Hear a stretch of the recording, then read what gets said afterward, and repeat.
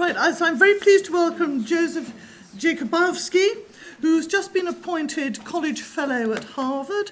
That's literally about to start, isn't it, very, very shortly.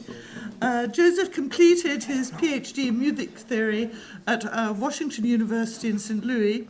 His dissertation, titled Between Concept and Perception, Cognition, Experience and Form in Spectral Music, interrogates music from composer, performer and listener perspectives.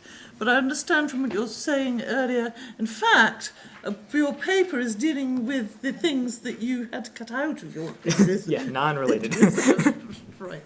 So, revealing community, analysing tributes and memorials to Grisey, 1998 to the present.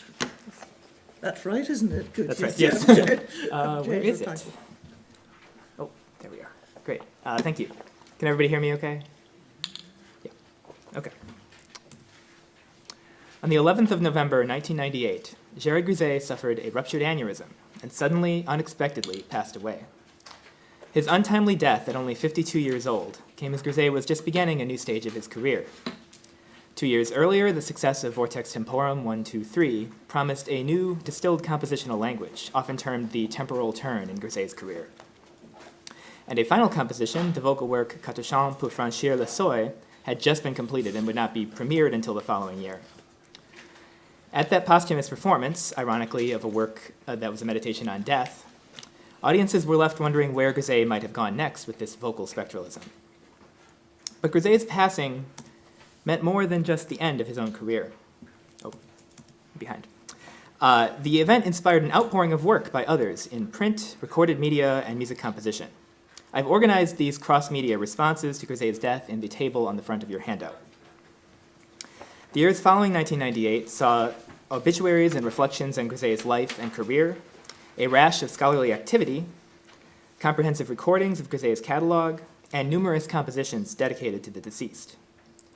Within 3 years, Jérôme Baillet and Jean-Luc Hervé would publish scholarly monographs on Grisey, following up the preceding special issue of Contemporary Music Review on spectral music. Recordings of Grisey's music appeared just as quickly, beginning with recent successes Talea and Vortex Temporum in 1999, and the first full recording of Grisey's magnum opus, the orchestral cycle Les Espaces Acoustiques, in 2001. Today, I'll suggest that by studying these diverse responses to the tragic event of Grisey's death, we can sketch the boundaries of the spectral community since the century's turn. This is important work since, as we've just discussed, spectralism has always been more of a useful label for composers with a certain mindset than any kind of organized school. By examining the actions of composers, scholars, and performers in response to important historical events like Grisey's death, we can get a sense of what is important to this community and how influence and ideas spread among its members. Grisey's death spurred creative activity that reveals the close-knit ties of this community, running through relationships to Grisey and his influence on the others. What is emerging from this early stages of my project is a sense of how these responses to Grisey's death shaped and continue to shape the discourse around who he was, why he was important, and how his influence endures today. The work done immediately after November 1998 fundamentally affects how we talk about Grisey. And in fact, the opening discussion of this conference referenced the idea that what we talk about and what we study says something about what we value. Today's talk will just offer a slice of this project. After briefly introducing my approach to analyzing memorials to Grisey across media, I'll concentrate on musical tributes, analyzing techniques of allusion and remembrance in 5 works composed within 5 years of Grisey's death. My analysis shows how musical memorials reveal composers' interpretations of Grisey's musical aesthetic, as well as portions of their own emotional journeys through grief at his passing. So to begin. I interpret multimedia responses to Grisey's death in terms of 4 implicit goals. I'm in your table and here I'm just going to say authors for composers and performers and scholars, etc. So first, authors situate Grisey within music history and argue for his relevance to today's music. For instance, in Gérard Condé's obituary from November 14th in Le Monde, the author cites Messiaen, Stockhausen, and Ligeti as Grisey's forebears, notes the composer's interest in Dutilleux, Xenakis, Nancaro, and Janacek, and treats Grisey's career in opposition as a corrective to the abstractions of earlier serialists. Second, authors document Grisey's work through new research, published scores, archival work, and recordings. For example, these recordings of Grisey's work began with his most recent successes, Thalia and Vortex Temporum, as well as the posthumous Quatre, chants, and then mostly worked backwards, eventually providing a nearly comprehensive catalog of his works within the decade. Third, in memorials, authors demonstrate their own study of Grisey's theory and aesthetic and invite further studies. Scholarship focused on Grisey's sketches further expounded his working method and the principles behind his scores. Even the earliest items in the corpus, obituaries written within days of Grisey's death, reveal their author's study of Grisey's style and invite further inquiry from readers. Finally, by drawing attention to Grisey's works, authors publicize his compositions and ideas. Obituaries in major newspapers introduced mainstream readers to important works, dates, and biographical details. Recordings reached audiences even far from new music ensembles or spectrally interested musicians that might have performed his works. And even musical memorials publicized Grisey. For example, Magnus Lindberg's Souvenir, written for a New York Philharmonic Commission, bears a dedication to Grisey, pointing an audience full of more casual concertgoers who might not have known Grisey back to Lindberg's teacher. Now, these four goals are interwoven in each act of remembrance. For instance, a single recording can situate Grisey's work by pairing it with other composers' works on the same disc, document and publicize his work by transmitting it through a recorded medium, and invite and facilitate further study, allowing more people to analyze it. So, just to kind of illustrate, these are four goals pulled out, but many works accomplish multiple or all of these goals. Perhaps the most interesting items in my corpus are musical responses to Grisey's death. In the remainder of my talk, I'll survey the range of musical tributes in the 5 pieces that I've bolded on your handout.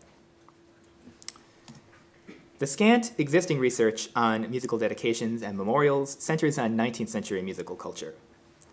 Emily H. Green has recently published a book on dedications in the classical era, treating them as an advertising strategy, an allusion to composers' biographical details, and as public gifts between composers. And Jacqueline Scholes has analyzed Brahms' allusions to the work of earlier composers as revelatory of his relationship to that earlier music.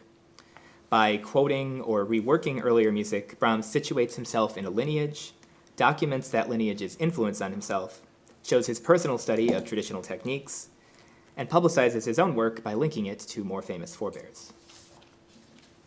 Similarly, pieces dedicated to Grisey situate, document, study, and publicize the work of the deceased.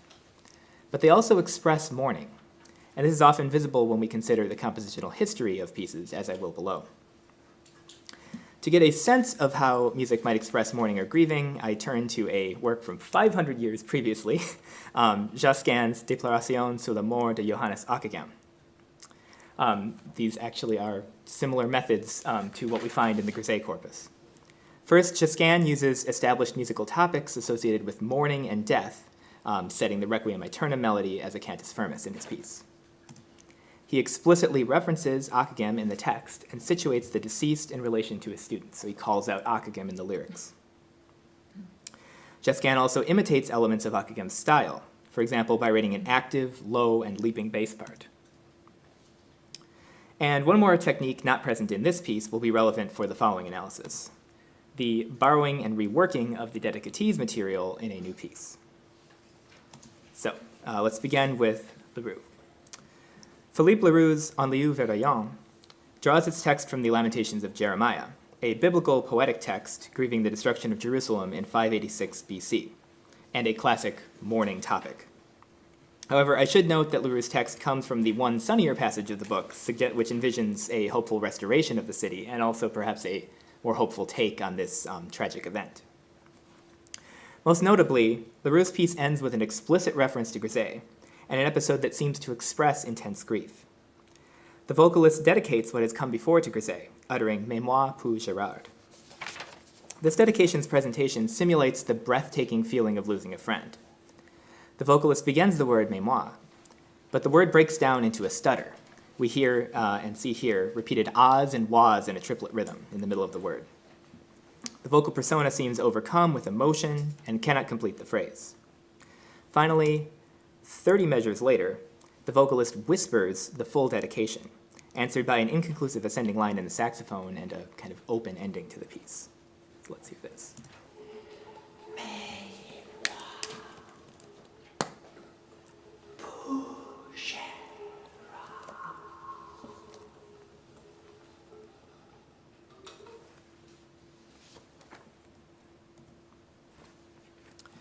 Cayasariajo's Message pour Gérard similarly draws its lyrics from a mourning text, this time a French translation of an African pygmy death chant. It consists of these fragments. The sky has lit up, the eyes have gone out, the star shines, the man has passed away, the shadow has departed, the prisoner is free. Just these short kind of death-associated fragments. The alto flautist in this piece whispers the text into the flute alongside the mezzo-soprano singer, creating a sort of halo effect, as if the speaker is kind of overcome with the emotions. The piece consists of 2 full statements of the text in natural syllabic rhythms, culminating in the hopeful end of the verse, "The prisoner is free." Now, this piece is extracted from a movement of Ultramar, a multi-movement work for full choir and orchestra that sets ancient and modern poetry with themes of love, time, and death. Sariajo was in the process of writing Ultramar when Grisey died. That event led to the inclusion of an internal dedication to Grisey and later to this kind of distilling and extracting of a piece for solo voice, dedicated specifically to Grisey.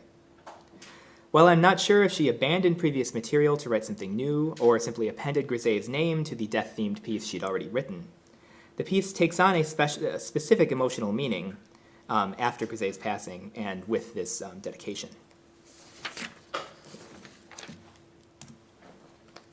In program notes for Durch, Fabien Levy discusses many of Grisey's favorite musical ideas, focusing on temporal experience, using breath as a musical analogy, having the ensemble stand in for a synthesizer, and making timbral change a syntactic element.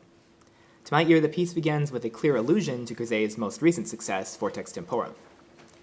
In both pieces, a wash of 16th note arpeggios saturates the musical landscape, while intermittent accents and contrasting timbres jump out of the texture. So here's the beginning of Levy's piece.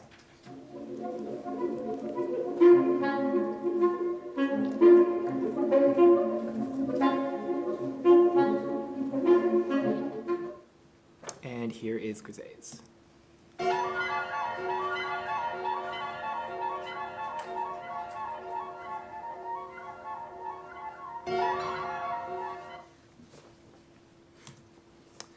Another part of Vortex directly influenced Philippe Burel's Tombeau. I should also note here Tombeau is a long tradition of dedicated memorial pieces. In commentary on his website, Burel reflects on the impact of hearing the piano solo that ends the first movement of Vortex. Quote, "The rapid juxtaposition of widely differentiated elements, as well as the constraints imposed by the tuning of the piano, lead to an impressive display of compositional and performing skills. Never had Gérard's music sounded so violent to my ears. It was the very violence of the Vortex Temporum solo that started my piece off. It was imperative not to study the score, and yet to retain its force and use it as a possible metaphor. Crucially, Burel then directly traces the origin of Tombeau to the events surrounding Grisey's death. Quote, "When Gérard died, I was working on a piece for piano and vibraphone of a playful nature. The immense grief that suddenly overwhelmed me led me to abandon the project. How better could I pay homage to Gérard, other than writing my very own music, with no reference to his, no signs of his influence? The piece took on the appearance of a ritual. My momentary yielding to complete intuition might not have pleased the dedicatee. The piece is, however, imbued with Grisey's spirit." Oh, sorry about that. "The piece is, however, imbued with Grisey's spirit, and could not have seen the light of day without him." By his own account, the process of composing this piece became a part of Burel's personal grieving process. Finding he could not write his lighter piece, he retooled it into a ritual that is an intuitive and emotional expression of his response to violence, both the violence of the Vortex piano solo and of Grisey's shocking death. The resulting piece, Burel feels, is imbued with Grisey's spirit through this inspiration. Continuing elements of Grisey's style and ideals, reinterpreted and channeled through the work of a friend and colleague. Listening to the close sonic similarities between Urel's piece for piano and percussionist and Grisey's piano solo, we can reflect on the added emotional heft of Urel's piece in comparison with its inspiration. So here is Urel.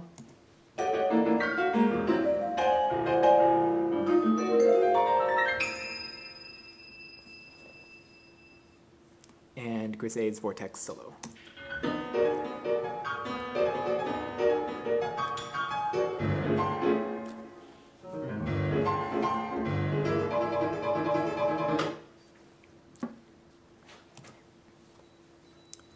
Finally, in Winter Fragments, Tristan Muraille describes how winter serves as a metaphor for absence, emptiness, and departure, hinting at the events of Grisey's death in his own program notes. Moreover, Muraille integrates and recomposes Grisey's materials in a fascinating way. A 5-note motive is revealed at the end of the piece to be the prominent melodic motive from Grisey's prologue. So let's hear that.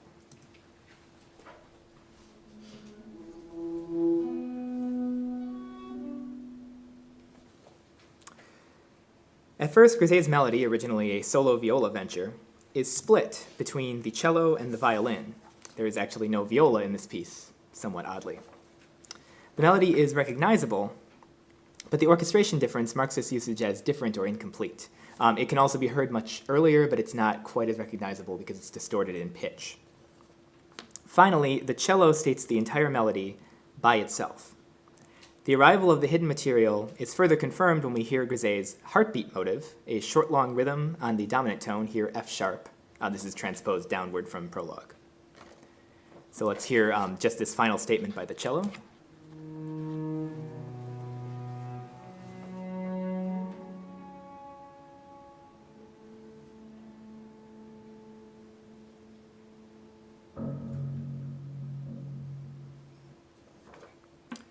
Now in prologue, this motive spins out through, one more statement. This motive is repeated by the cello completely, but is violently cut off by the electronic part, bringing the work to an abrupt end in the next statement. Now in prologue, this motive spun out through repetition and variation into a 15-minute form. It was the genesis of the piece. But in Winter Fragments, the process is reversed. Beginning function becomes ending function, as the inciting incident of Grisey's process is transformed into the final goal of Muraille's piece. I interpret this overall process as an acting out of remembrance. By reversing Grisey's process, Muraille flips time zero, asking us to recall past statements of the motive as they point toward this final realization, and hinting toward this final form. This contrasts Grisey's piece, which acts like an organic blossoming of the motive. Grisey calls it a revealing of the gestalt qualities of the motive. Further, while I hesitate to ascribe programmatic value to this final moment, the sudden attack in the electronic part offers an apt metaphor for the shock of losing a friend. The attack neutralizes the generative aspects of Grisey's melody, since it's at the end of the piece, replacing Grisey's metaphors of life. These motives were originally termed a respiration and a heartbeat, with Muraille's wintry evocations of absence and departure. The interrelated activities of scholars, composers, and performers reflect their own views of Grisey's importance. Perhaps better, Grisey's ideas and works are refracted through these posthumous activities. These actions are not neutral or objective. They form the basis of our understanding of Grisey specifically and spectral music more generally. These are choices of how to represent Grisey and how to respond. In future work on this project, I plan to sketch the shape, scope, and communal goals of the spectral music movement around this event. I'll further investigate intertextual references in memorial pieces, building on Michael Klein's work in that area. I also hope to engage with Jane Davidson and Sandra Garrido's work on musical mourning across cultures and eras. In fact, this type of analysis could fit into a broader project in musicology of turning the methods of cultural history and ethnography back from other musics onto the music of the West, as Kay Kaufman-Chalamet, for instance, proposes in her study of the early music movement. Important events like these, like Grisey's death, offer an opportunity to study the cultural history, mindsets, and stylistic boundary making of modern music movements in the diverse activities of its members. Thank you.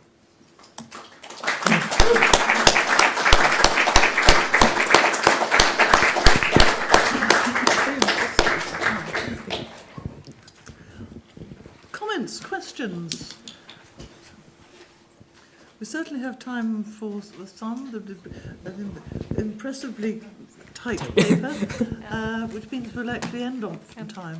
Yeah, I'm not sure if this is interesting to you or if you know about it or not, but I, a couple of years ago, had commissioned 6 American composers to write works on for the scordatura piano used in Vortex, and Ed Campion, who had worked with him, Chris Trapani, Nina Young, Rick Carrick, Victoria Chia, and Brian Erickson. And so those are solo piano pieces meant to be programmed with Vortex using.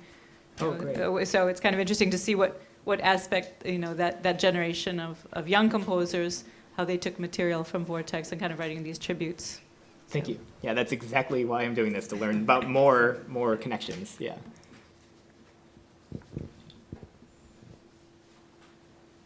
Yeah. Yep.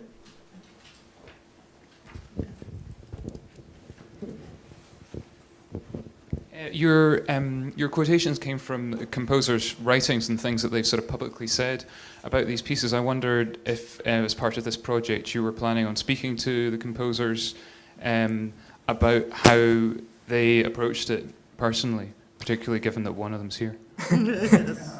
Yes, I would like to add that.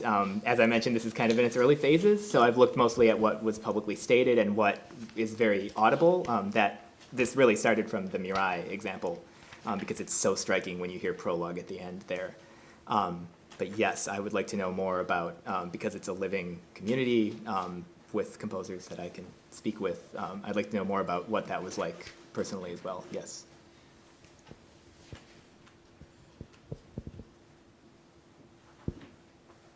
Any other comments or observations? Right, well, thank you very much, Jim. Thank you.